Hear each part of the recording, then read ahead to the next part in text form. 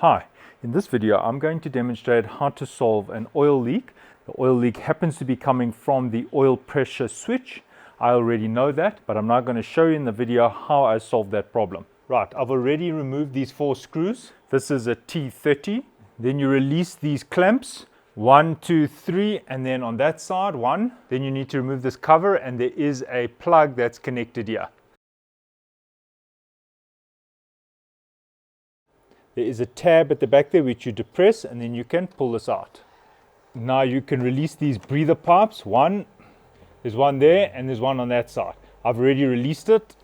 One over here and over there.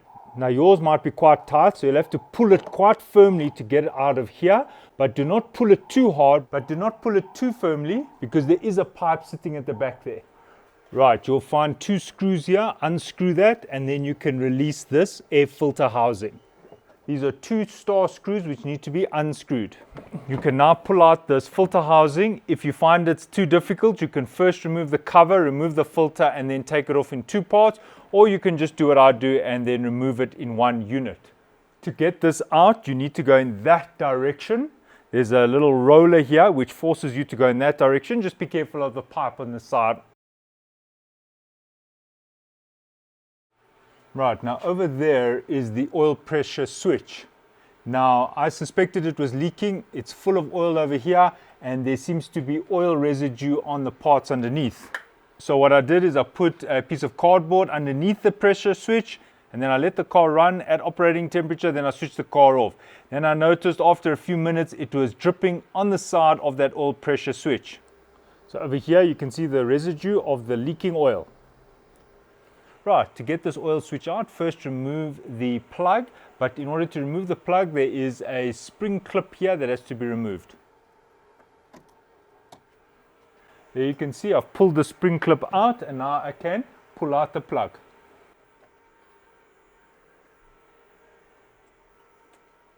Just having a look at this plug, you can see inside there's definitely some oil residue there, and looking around this is definitely showing signs of oil. Right, it is difficult to get a spanner onto this oil switch. There isn't much space. In order to get over that oil switch, you'll need to have a deep socket. The size is a 22. I have one of these, and this is what I'm going to use to get that oil switch off.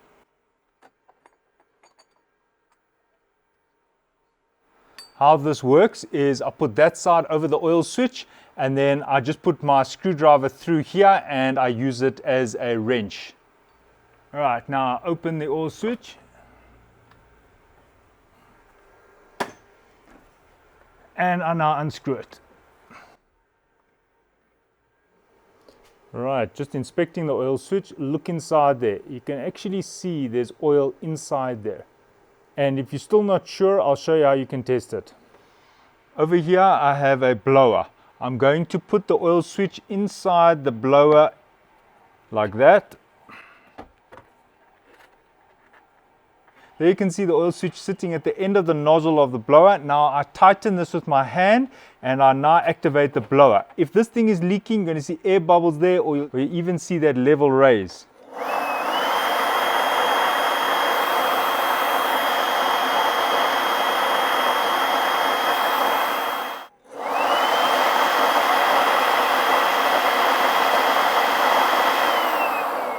Right, so there you can see this oil switch is definitely leaking. You saw the air bubbles.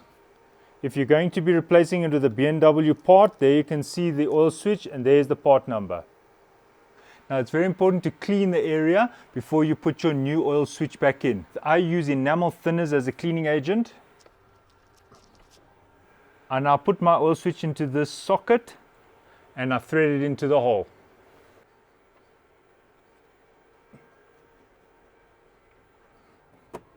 Right, once it is hand tight, just go 1/16 of a turn. Do not over tighten the oil pressure switch. After the oil pressure switch is hand tightened, I go 1/16 turn, and that is all. This must not be tightened very tight, about 25 Newton meters. If you're not sure what 25 Newtons is, set up your torque wrench and practice. Make sure you clean the oil off the connector.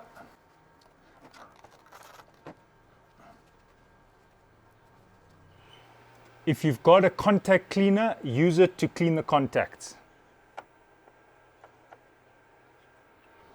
Right, close the spring clip and now plug in the connector.